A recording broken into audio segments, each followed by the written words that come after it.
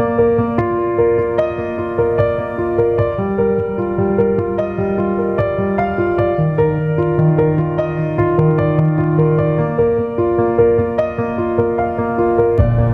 everybody. This is Mama Cheryl, and this is Meet the Fam.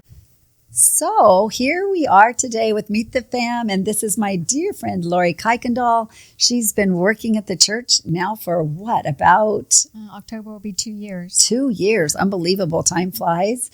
But she's been at the church or a part of the GT family for how long?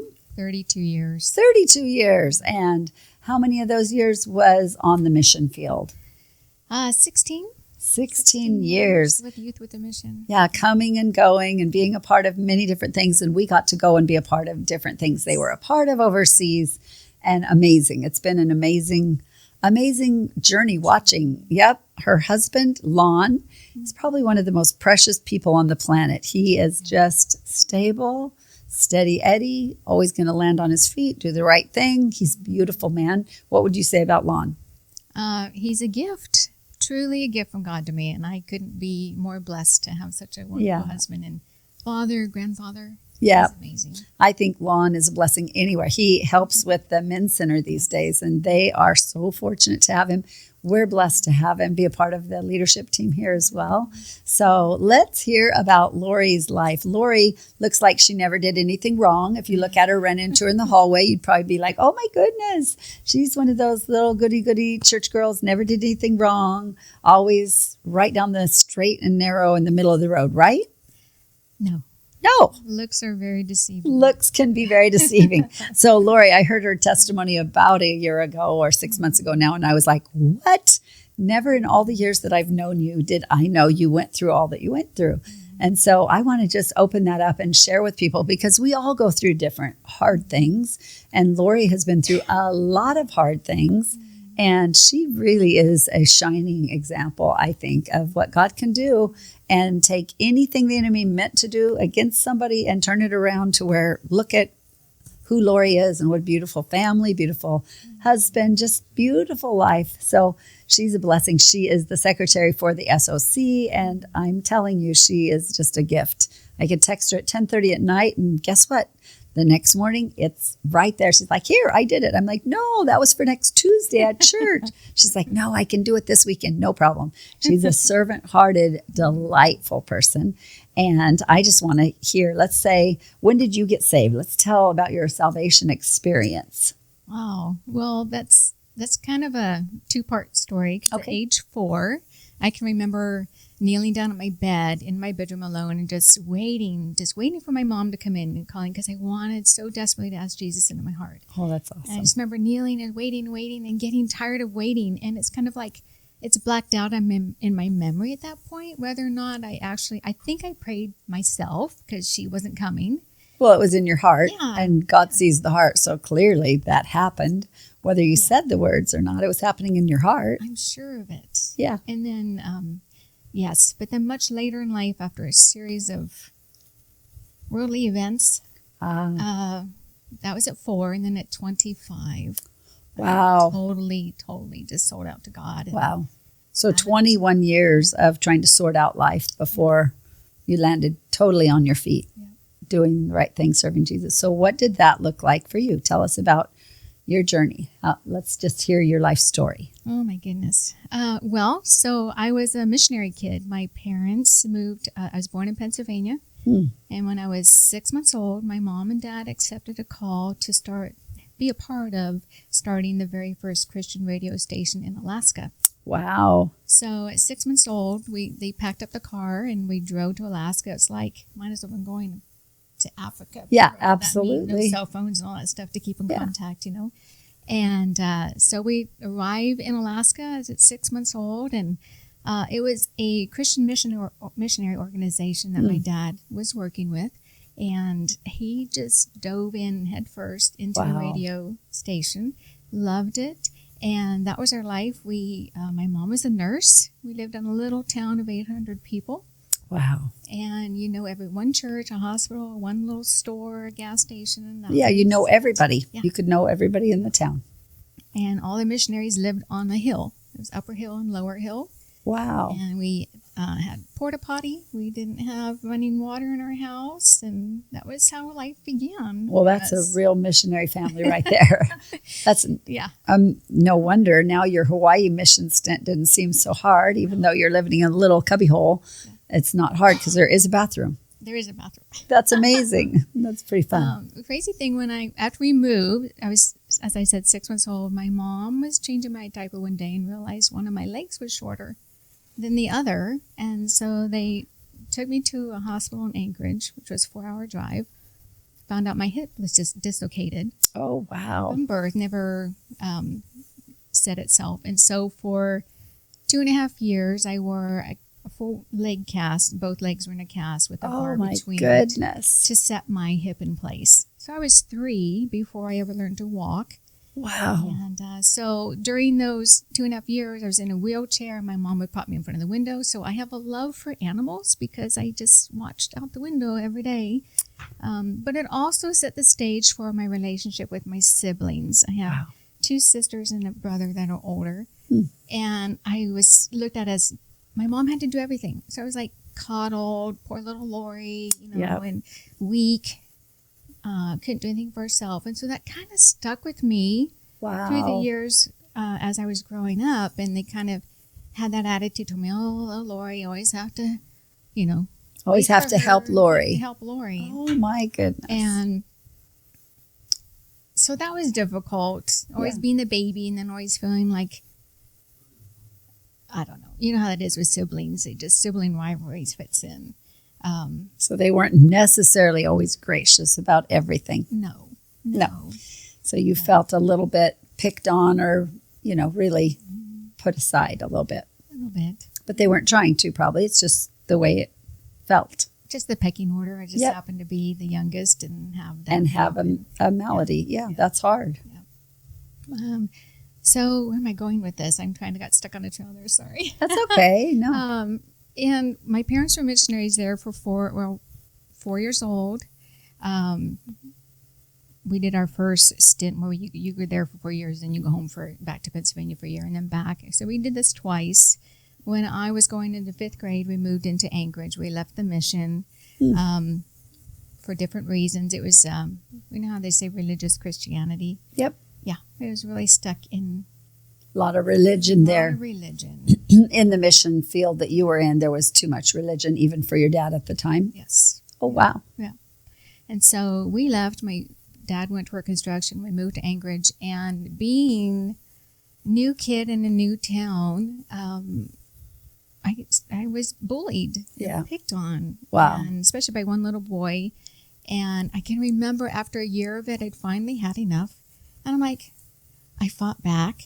And that started this little seed in me of just almost like rebellion. And what does fought back look like? What did that look like? Physically. Oh, so you punched him. I physically got in a fight with him because he would not leave me alone. Oh. And I had enough. And you were which grade? 5th grade. 5th grade. Okay. Yeah. Now that does not seem like you at all.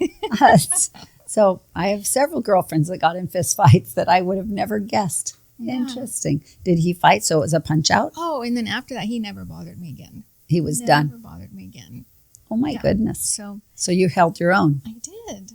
Yeah. And there was a few times in my younger years where I had to do that. Wow. Even Very in high intense. school, my senior graduation night, I got in a fight with a old boyfriend.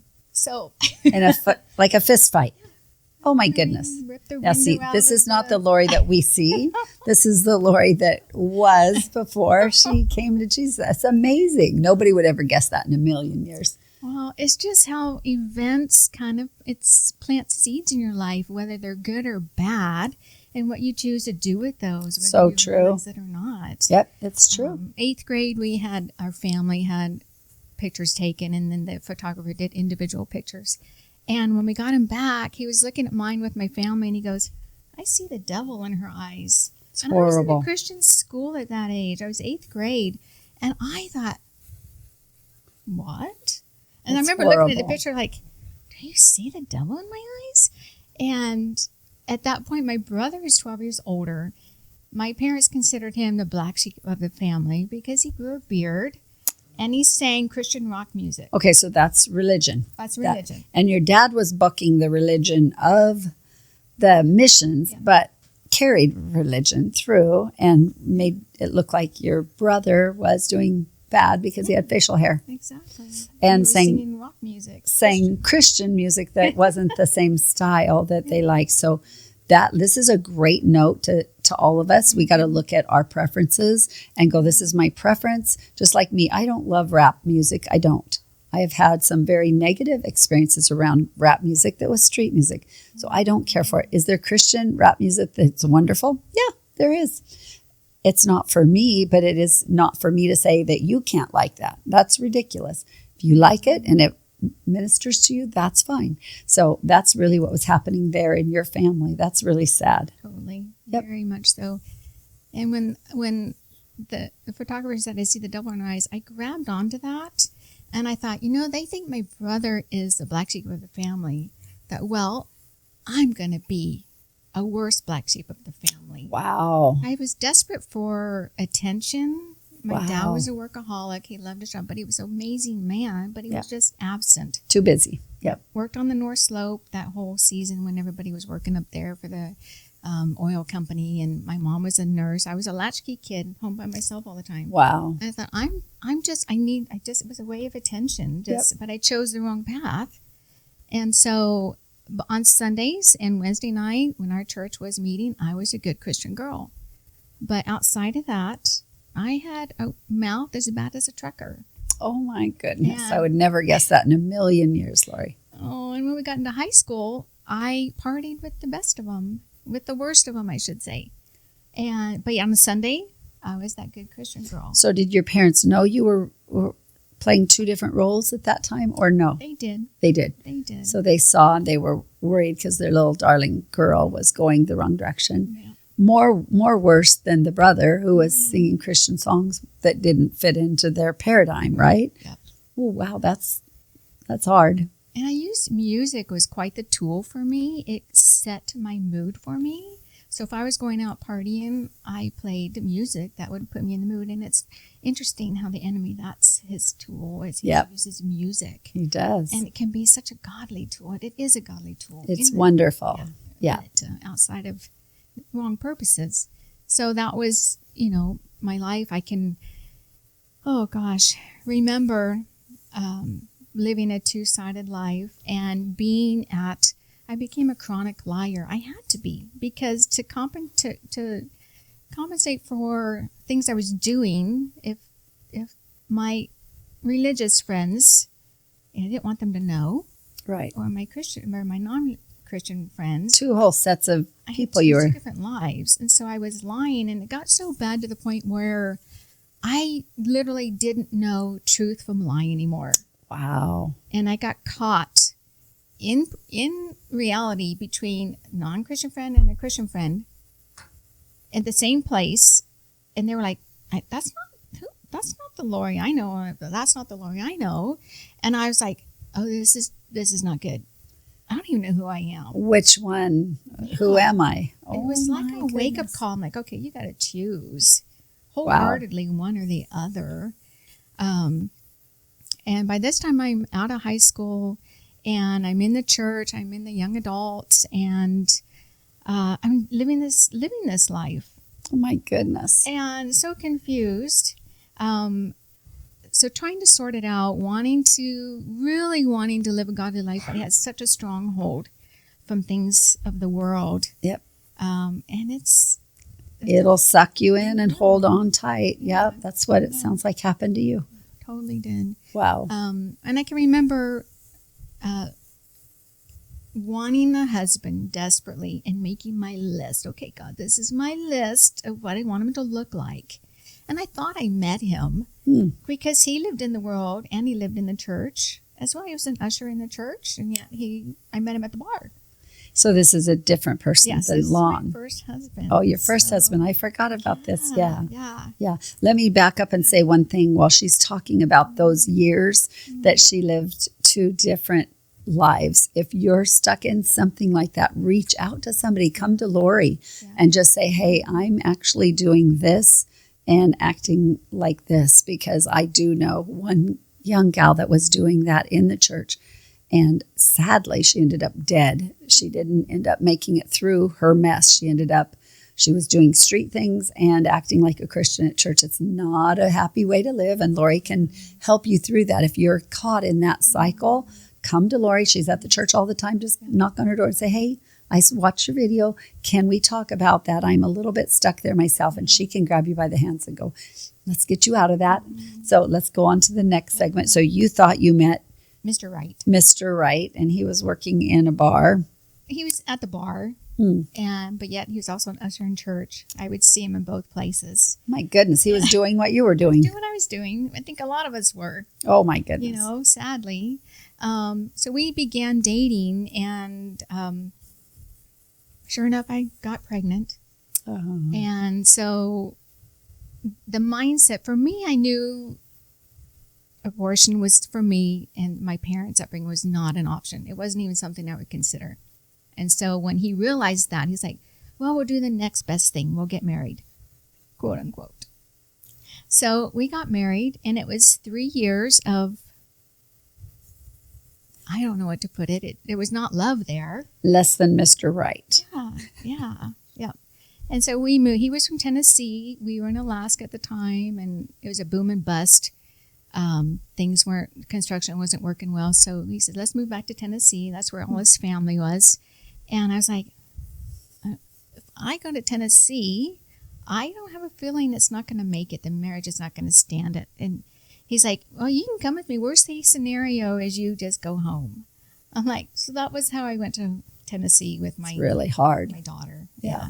And we did try to make it. It didn't last. We did have a divorce and ended up not on the best of terms after that. And how old were you when you divorced? I was 20 when we got married and 23 when we got divorced. So 3 rocky years. Yeah. 3 rocky years. That's hard. And during the time when I was in Tennessee, my parents moved from Alaska down here to Yuba City.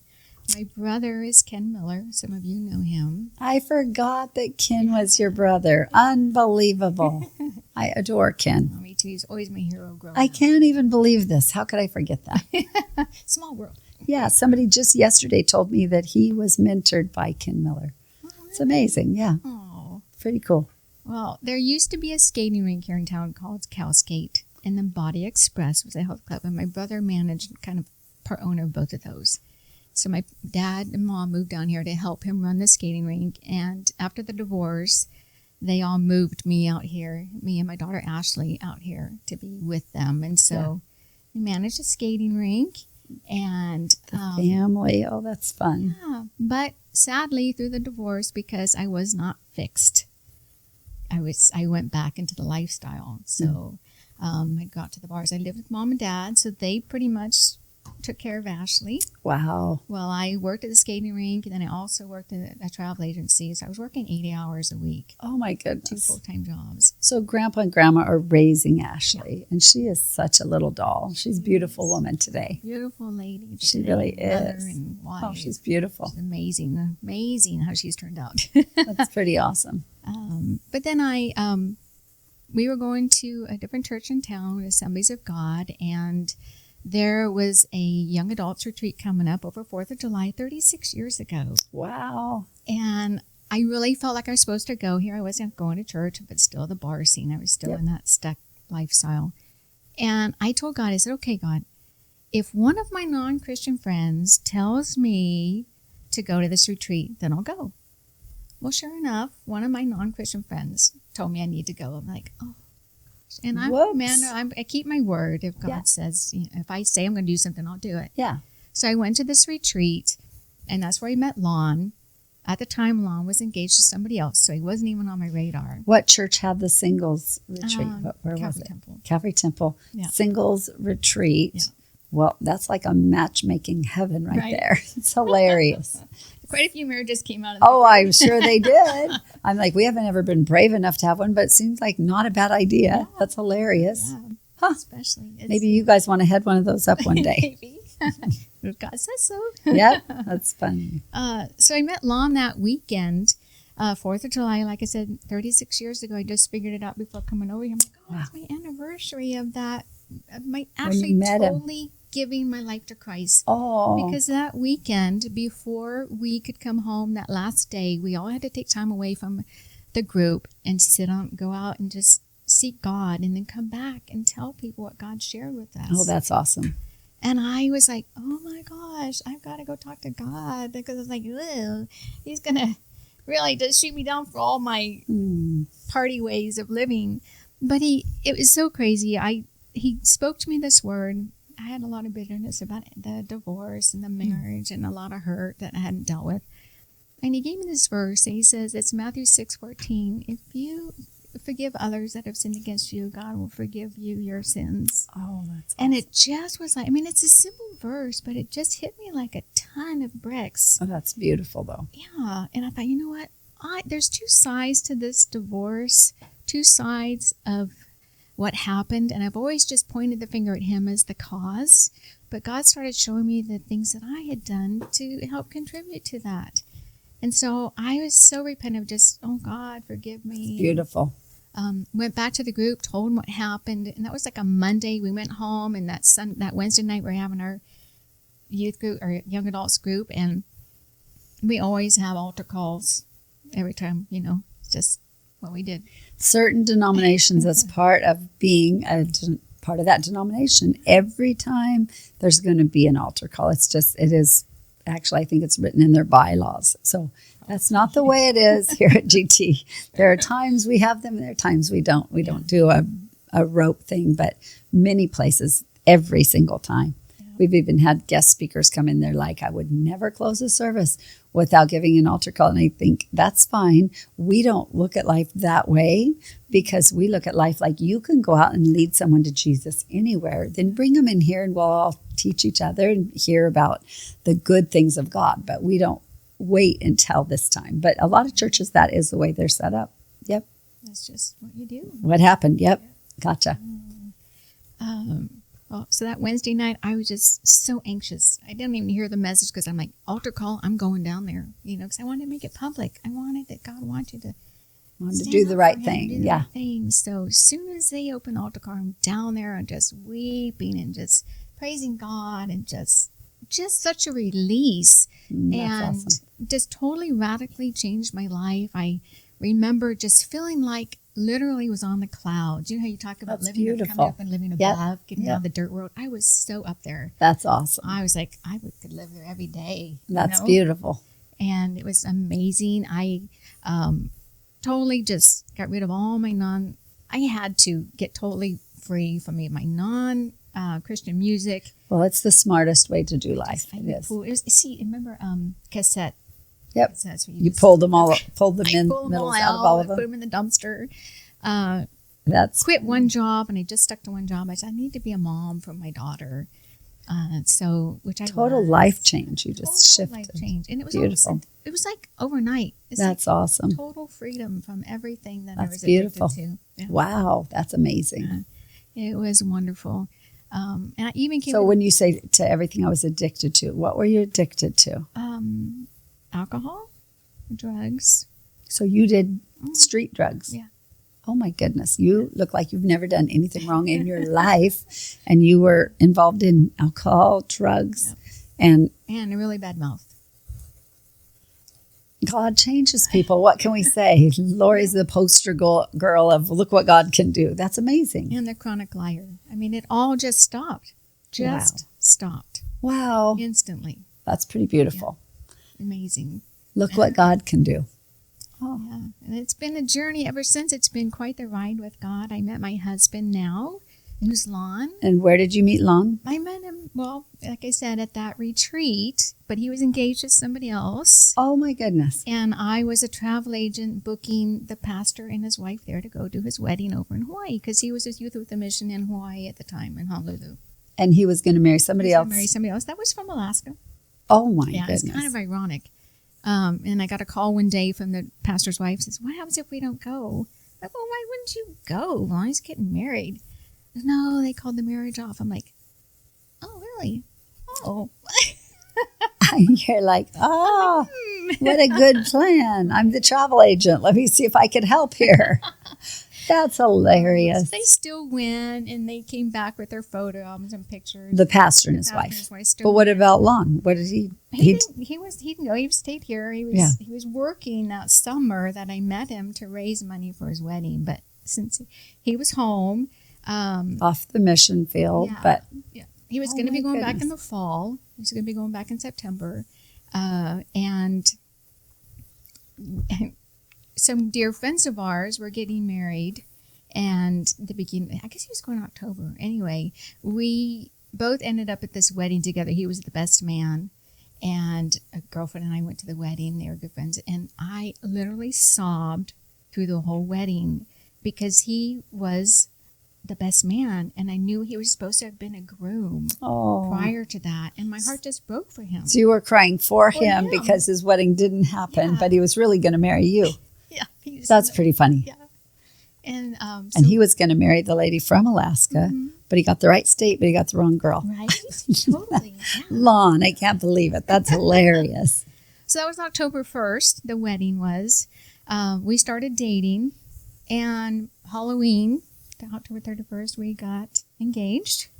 But during that month, trying to redeem Halloween night. There you go. Right. But I had 3 dreams during the month of October that I married Lon. Oh, wow. And they were identical. So I knew he was the one. Wow, that's awesome. There was no doubt in my mind. And do you have more prophetic dreams? Is that something you do, or did God just want you to marry the right guy? So he's like pushing you. Yeah. Wow, that's awesome. So it was, beautiful. I love that.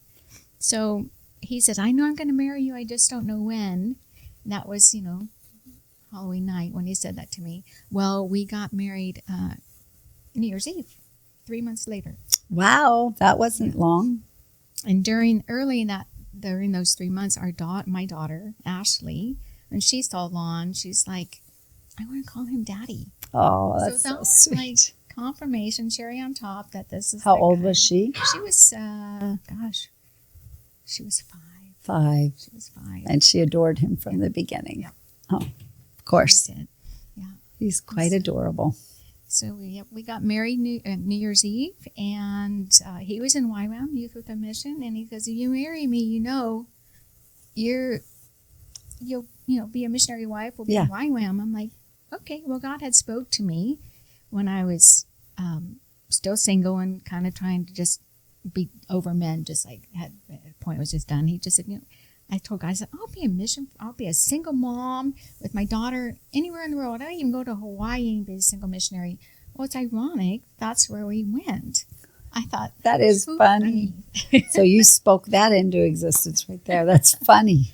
Anyway. And you spent years at the Kona base and which other base? We were at the Honolulu base. Only the Honolulu base. There, yeah. Okay, Manoa Valley. Oh my goodness. And that's the one that Dave went over and was speaking at your Manoa Valley base, and it was pouring down rain. They were in a Quonset hut, and it's pouring. And so he's shouting. He's got a microphone. Did he have a microphone, or was it without? You might not even know this story. I don't know this story. Oh my goodness. No. He came home from being over there, and they teach and teach and teach. And so Dave got home from being over there, and he was shouting, trying to talk over the pouring down rain in the Quonset hut in Hawaii. And the base is not beautiful like Kona's base. It's a little different. It's more the other side of the tracks base a little bit. Mm-hmm. But it's close. You can walk to the ocean. It's not like it's right. Isn't it close enough? A few miles. Yeah. Oh, a few miles. So you might want to drive. You can walk. Yeah, but you might want to drive. Okay. Okay. So, but anyway, it's a beautiful place. In Hawaii, obviously, but that base was just a little bit more rougher and rustic. I don't know if they had a microphone. I think they were speaking out in the Quonset hut to the big classroom with no microphone. And Dave shouted the week away, came home with polyps on his vocal cords, and ended up, this is so funny because it wasn't funny for my husband, but he went through this really hard time where he was having trouble with his voice, and we went to a doctor and to see what was going on because he could tell his voice wasn't getting well. And she said, okay, I want to see what's going on down there. and she had this Velcro glove on, like this really sticky glove. She's like, stick out your tongue, and reaches out and pulls his tongue out as far as she could reach it out to look down his throat to see what's going on deep down in his throat. Well, I was with him and I could not laugh, which was wrong at every level. But I'm laughing like, what are you doing to my husband? But he actually couldn't. He went on a voice fast. He had to silence himself for a long time over that. He said the woman was hurting him. It was really bad.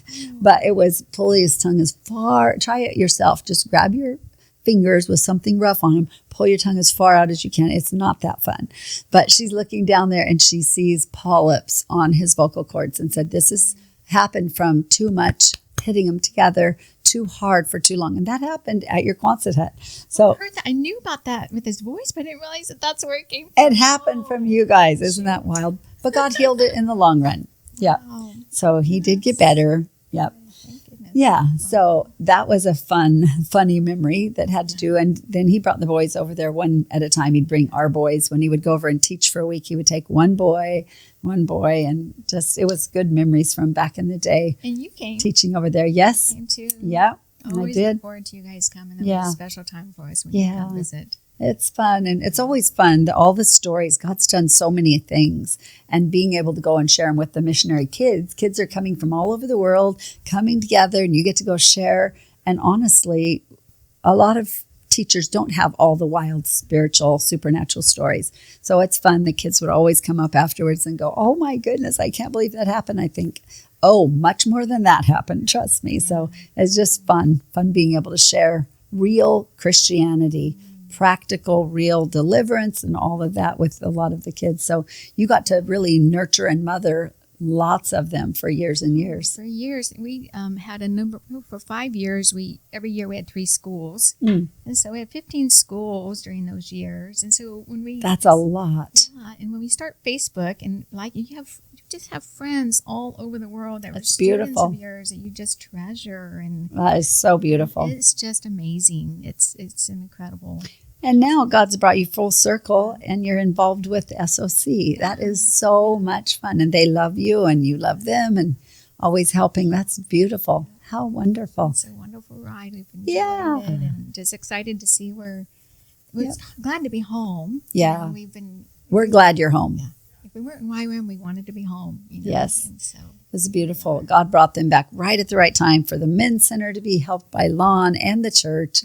And Lori jumping in here, and really they are a gift and a treasure. If you haven't gotten to know Lori or Lon, just walk up to them and say, hey, I know you from Meet the Fam, and they will love that. So we just want to really get to know you more and to get you integrated with all the people so they can get to know your story. And if you're struggling, she's been through way more. She looks like she never did anything wrong, and that is wonderful. That's what Jesus can do, right? Transformation. Total transformation. Yeah, it's a beautiful thing. And we all struggle through stuff. It doesn't matter if you've ever gone off the tracks. Still, there's deep things that God's wanting to get out of our hearts and lives. And so Lori is one that's in the office all the time, and she's also someone that can walk you through some stuff and talk you through stuff. So I just wanted you to know Lori a little bit better. She's my darling friend, and I love her dearly, and wanted you to get to meet her as well. Well, thank you, Cheryl. Yeah, I love you a lot. You're darling. Thank you. Darling, yep. Let's have you pray for everybody. Why don't you just pray for God to bless them and whatever you feel for the people. Yeah, so Lord, we just thank you so much. I just thank you for Cheryl and her open heart and just her desire for love and kindness to just prevail. And Lord, that is so evident in my life, how you have just loved me unconditionally and never once turned your back on me. And I'm so grateful for that. And I just pray out for those that are struggling, Lord, with anything similar that maybe hearing my testimony, a bit of it, Lord, has just triggered something in them to want healing in their life, to be restored to you, Lord, to know your unconditional love for them. I pray, Lord, they would reach out, Lord, and let you do a miracle in their life. So we just thank you, Jesus. Thank you for loving us well. Yes, and Jesus. we just give you all the glory. Yes. Amen. Amen. Thank you, Lori. That's awesome. That's our goal here. We all want to become love, walk like Jesus walked. Jesus wasn't judgmental or critical with people. He loved them right in the middle of it, and he walked that out with you as well. And you're walking it out with other people now. It's beautiful. So thank you for watching, and thank you for running up to her and hugging her and saying thanks for sharing the depths of your life. So bless you. Blessings. Thank you.